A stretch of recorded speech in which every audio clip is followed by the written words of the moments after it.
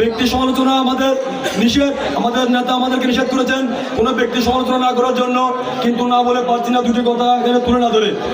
বিগত কিছুদিন আগে এই স্থানে দাঁড়িয়ে কিছু বিএনপি নামক উচ্ছৃঙ্খল ব্যক্তি যারা বিএনপিকে বিভাজন করার জন্য লিপ্ত, হাসান মাহমুদের এজেন্ডা বাস্তবায়ন করার জন্য এজেন্ডা বাস্তবায়নে লিপ্ত, তাদের সেই নোংরা ষড়যন্ত্র থেকে নিজেদেরকে রক্ষা করার দায়িত্ব সাধারণ বিএনপি জনগণ ও রাঙ্গুনিয়ার সর্বস্তরের বিএনপির নেতৃবৃন্দদের। তারা বিগত দিনে জননেতা জনাব অধ্যাপক মোহাম্মদ কুতুবউদ্দিন বাহার থেকে সর্বোচ্চ সুবিধা ভোগ করেছেন। আমার এখনো মনে পড়ে ওনার নিজ ইউনিয়ন থেকে বিএনপি যুবদল স্বেচ্ছাসেবক কমিটি করার জন্য, ছাত্রদল কমিটি করার জন্য উনি বিএনপি আমাদের প্রাণপ্রিয় নেতা দ্বারস্থ হয়েছিলেন। এমনকি উনি 3 দিন চন্দ্রকোনায় বসেছিলেন শুধুমাত্র আমাকে অনুরোধ করার জন্য, শুধুমাত্র ছাত্রদল যুবদল কমিটি করার জন্য।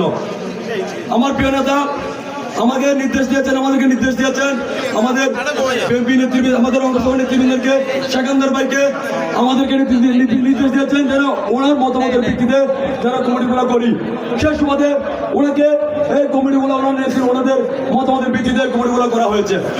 কিন্তু আজকে উনি সর্বোচ্চ সব সময় সুবিধা ভোগ করার পরে উনি এই নোংরা খেলায় লিপ্ত, হাসান মাহমুদের কাছ থেকে টাকা খেয়ে উনি হাসান মাহমুদের এজেন্ডা বাস্তবায়ন করার জন্য রাঙ্গুনিয়া বিএনপির মধ্যে বিভাজন সৃষ্টি করছে।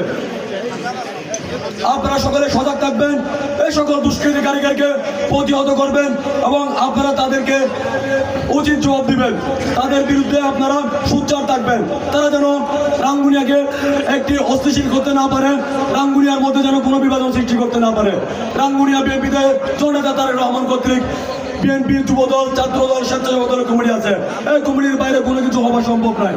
আজকে তারা যেখানে সেখানে গিয়ে দলীয় নেতা কর্মীদের বিরুদ্ধে বিষেধাজ্ঞা করতেছে, তারা এই সকল আওয়ামী ষড়যন্ত্রের একটি অংশ। আওয়ামী লীগ শুষ্কভাবে আমাদের দলের মধ্যে কিছু তাদের এজেন্ট ঢুকিয়ে দিয়ে আমাদের মধ্যে বিভিন্ন রকমের বিভাজন সৃষ্টি করতেছে, বিভিন্ন রকমের অস্থিতিশীল করতেছে। আপনারা সকলে তাদের বিরুদ্ধে সোচ্চার থাকবেন। আমি আমার বক্তব্য দীর্ঘায়িত করবো না। আপনারা সকলে দলীয় শৃঙ্খলা মেনে রাজনীতি করবেন।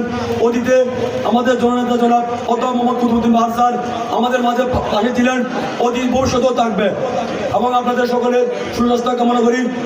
আগামী সমৃদ্ধ রাঙ্গুনিয়া গড়ার লক্ষ্যে সকলকে ঐক্যবদ্ধভাবে কাজ করবেন এবং রাঙ্গুনিয়ার পক্ষে থাকবেন, রাঙ্গুনিয়া জনগণের পক্ষে থাকবেন। রাঙ্গুনিয়ার অধিকার প্রতিষ্ঠার জন্য, রাঙ্গুনিয়ার সন্তানদের নেতৃত্ব প্রতিষ্ঠার জন্য আপনারা সকলে ঐক্যবদ্ধভাবে কাজ করবেন। আপনারা সকলে ঐক্যবদ্ধ থাকলে কোনো দুষ্কৃতকারী, কোনো সুবিধাবাদী এখানে কোনো রকম ষড়যন্ত্র সফল হবে না ইনশাআল্লাহ। এবারে আর আমাদের ছাত্রদলের নেতৃবৃন্দদেরকে আমি আহ্বান জানাচ্ছি, বিশেষ করে হোসনাবাদ ইউনিয়ন ছাত্রদলের নেতৃবৃন্দদেরকে আহ্বান জানাচ্ছি, আপনারা আগামীর ভবিষ্যৎ ইনশাআল্লাহ আগামী নেতৃত্ব আপনারাই দিবেন। আপনারা দলীয় শৃঙ্খলা মেনে এবং দলের জন্য কাজ করে যাবেন, দলীয় শৃঙ্খলা মানবেন এবং দলের পক্ষে থাকবেন। জননেতা তারেক রহমানের সিদ্ধান্ত চূড়ান্ত সিদ্ধান্ত, উনি যে সিদ্ধান্ত দিবেন সেই সিদ্ধান্ত বাস্তবায়ন করার জন্য আপনারা সবাই সজাগ থাকবেন, আপনারা সবাই উৎসুক থাকবেন। আমরা সকলে ঐক্যবদ্ধ আছি। আমাদের ঐক্যবদ্ধ প্রচেষ্টা থাকলে ইনশাআল্লাহ কোনো ষড়যন্ত্র আমাদেরকে প্রতিহত করতে পারবে না। সকলকে সুস্বাস্থ্য কামনা করে আমি আমার বক্তব্য শেষ করলাম।